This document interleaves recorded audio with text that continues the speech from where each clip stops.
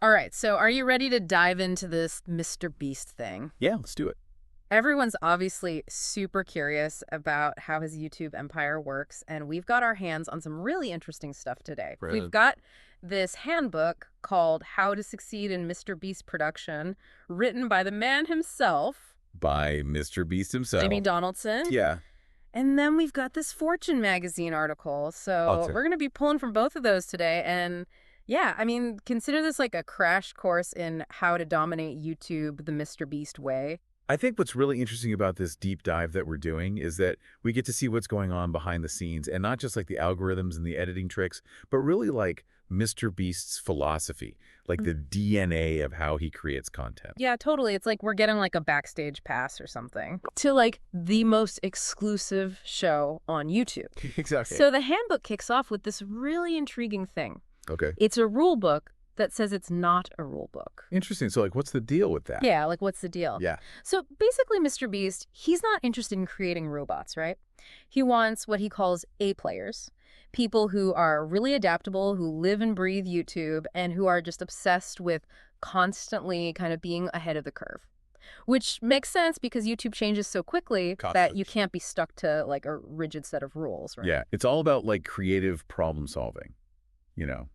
And I think that that's what leads into his next principle, which is this idea of results over everything. Yeah, forget the 9 to 5. It's all about what you can deliver. And he really emphasizes in the book that he doesn't care how many hours you're clocking. Right, yeah. It's all about the results, high pressure. High reward. Exactly. High reward, yeah. And it's not just like lip service. He actually gives an example of someone who really embodies that. And it's a guy named James Warren. Oh, tell me about James, yeah. So James is like this problem-solving, like, I don't know, whisperer almost, where he can come in and figure out really complex problems in minutes, things that might take a team a couple days to figure out. Wow. And so I think that really highlights just how much MrBeast values, like, initiative. Yeah, so it's less about being told what to do and more about just, like, figuring it out and making it happen. Yeah, totally, and making it awesome. Yeah, and making it awesome. Right. I love that. So we've got this amazing team. They're all, like, super focused on results. Right.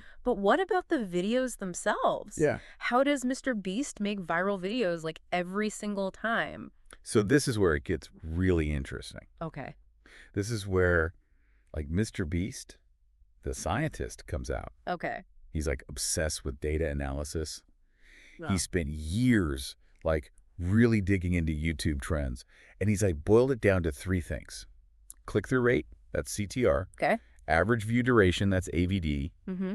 And average view percentage, or AVP. Okay, so it's like he's treating YouTube like a science experiment. 100%. He's got it down to a science. Yeah. Okay, so break those down for me. Correct. What's CTR? What's that all about? So CTR, that's your first impression, right? Okay. It's the hook. Imagine you're scrolling through a million thumbnails. Right. You're more likely to click on, I spent 50 hours buried alive. Yeah. Than like Then making salad for 24 hours. yeah. So it's all about that grabbing attention. Yeah, you need a title that's like, click me. Exactly. Exactly. Okay. Now, AVD, that's what happens after they click. Right. You know how those first few seconds of a video are so crucial? Oh, yeah. If it doesn't grab you, You're gone. you're gone. You're on to the next thing. Exactly. So how does MrBeast make those first, like, 60 seconds really count? So he calls it front loading. Okay. You got to pack the most compelling stuff right at the beginning. Don't bury the lead. Exactly right. If you promised an epic prank war in the title, Yeah. you better deliver those paint balloons in the first minute. Yes, exactly. Okay. But it doesn't stop there, Right. right? He talks about like constantly like re-engaging the viewer Okay. throughout the video How does he do that? with those like only MrBeast can do this moments. Give me an example of an only MrBeast can do this moment. Okay, remember that 100-day challenge Yeah. where they airlifted a house into the middle of a circle? Oh, yeah. I mean, who else would even think of that? Right. Yeah, and pull it off. Let alone pull it off. It's like, Pure spectacle. yeah, it's unforgettable. It's like burned into my memory. Right. Okay, so it's not just about the data. Yeah. It's about creating these moments that really solidify their brand, 100%. which I think is super smart. Yeah. Okay. Yeah. So we've talked about grabbing attention. Right. We've talked about keeping people glued to their screens. But what about actually, like, creating the content? Right. That's the process like.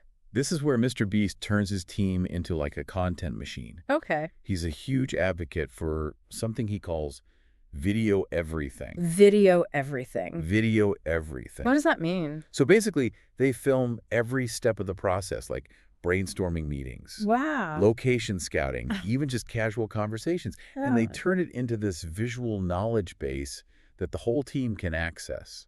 So it's like they have a behind-the-scenes documentary of their whole creative process. Exactly.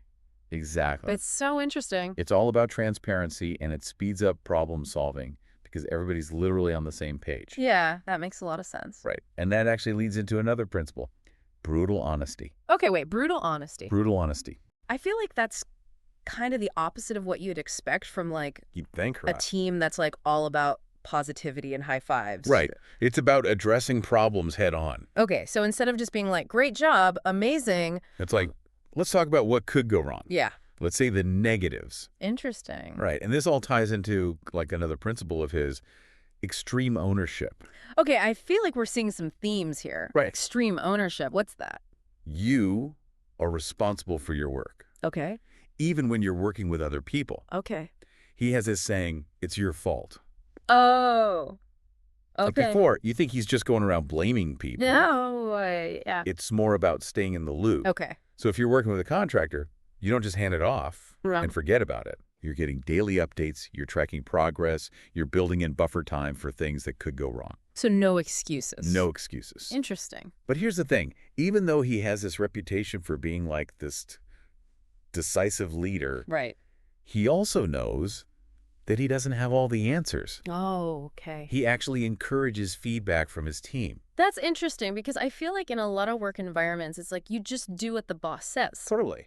Yeah. But he's actually open to hearing what other people have to say. 100%. But there's a caveat. Okay. You can't just come to him with problems. Oh. You have to come with solutions. Okay, so it's like, don't bring me problems, bring Bring me solutions, bring me options, and like demonstrate that you've actually thought it through. be prepared. Exactly. Okay, so we've got this picture of a team that's like adaptable, data-driven, brutally honest. But what about the budget? Right. These videos are epic, like they've got to be spending a ton of money. Yeah, and MrBeast actually talks about that in the Handbook. Oh, really? He says he really emphasizes resourcefulness over just like throwing money at a problem. So it's about working smarter, not harder. Exactly. He actually uses this motto, creativity saves money, I like that a lot. right? And he challenges his team to come up with like ingenious solutions, Okay. even when they're working with like massive scale. Right. Remember that example they gave in the book about the Doritos? Oh, yeah. Instead of giving away like $20,000, Yeah. they give away a year's supply of Doritos. Which is so much more memorable. It's so much more memorable and probably cheap. And probably way cheaper. Way cheaper. Exactly. That's such a MrBeast move. Totally. And speaking of like tapping into expertise, Yeah. MrBeast is also a huge believer in like bringing in consultants. Oh, that makes a lot of sense. Why reinvent the wheel, right? Yeah, why reinvent the wheel when you can just like Bring in somebody who's already done it. get the expert? Exactly. Maximize your efficiency, leverage their knowledge. Love it. Right. And this actually ties into another thing. It might sound a little counterintuitive, but he talks about the power of no. Okay, first it was brutal honesty. Now it's the power of no. Right. What's he talking about? So it's not about just accepting defeat. Okay. It's about like when somebody tells you no, you find a way around it. So you're not taking no for an answer. Exactly. Okay. You find a workaround, you push harder, you get more creative. Love that. Right. So now we've talked about this whole thing, data and efficiency and all this stuff. Right, like it seems very numbers focused. You might think, oh, MrBeast is just trying to appeal to like, A mess. everyone. Right. But actually, there's some nuance to it. Okay. Because we talked about how his core audience is like teenage gamers. Right. But he actually reaches way beyond that. Way beyond that. Right. Like even though he has a huge male audience, he still has millions of female viewers. Oh, wow. So his content is clearly like resonating across age groups and demographics. Yeah, it's like those Pixar movies Right. that are technically for kids, but adults love them too. 100%. That's a great analogy. Yeah. And I think a lot of it comes down to how they handle brand deals. Because that's something that can really turn off viewers if it's not done well. 100%. If it feels like an ad, then it's like, It's so obvious. Yeah. And you can just feel people clicking away. totally, totally. But MrBeast talks about this idea of like seamless integration, Okay. where the brand is part of the story, it's part of the Like entertainment. the organic. Exactly. Yeah. And that actually minimizes viewer drop-off, and it benefits the brand Or more. win-win. It's a total win-win. That's so smart. Right. And then the last thing I want to touch on is this idea of, he calls it information diet. Information diet. Is this like what you're feeding the algorithm? No, it's about what you're feeding your brain. Oh. He's a huge believer in consuming a wide variety of media, cartoons, news, documentaries, you name it. So just like being exposed to a lot of different stuff. All this stuff, yeah. Interesting. And he thinks that is what informs his humor. Makes sense. Keeps the content fresh and sparks new ideas. Yeah, you are what you consume, or what you watch, I guess. Exactly. So we've seen that MrBeast has created this really interesting thing. It's like this environment that's kind of chaotic and demanding. Right. But at the same time, it's like laser focus on data and understanding that the audience wants. 100%. It's like this really fascinating paradox. It's wild, right? And it really raises the question, like, how long can that be sustained? Right. How long can he keep this up? What does the future hold? That's something for our listeners to think about. It's a really interesting question, and I don't know if there's an easy answer. But, you know, no matter what, MrBeast is clearly a force to be reckoned with, and I am so curious to see what he does next. Same. This has been an awesome deep dive. Yes, it has. Thanks for joining us as we kind of unpacked the secrets of MrBeast's success. It was fun. And we will catch you in the next episode of The Deep Dive.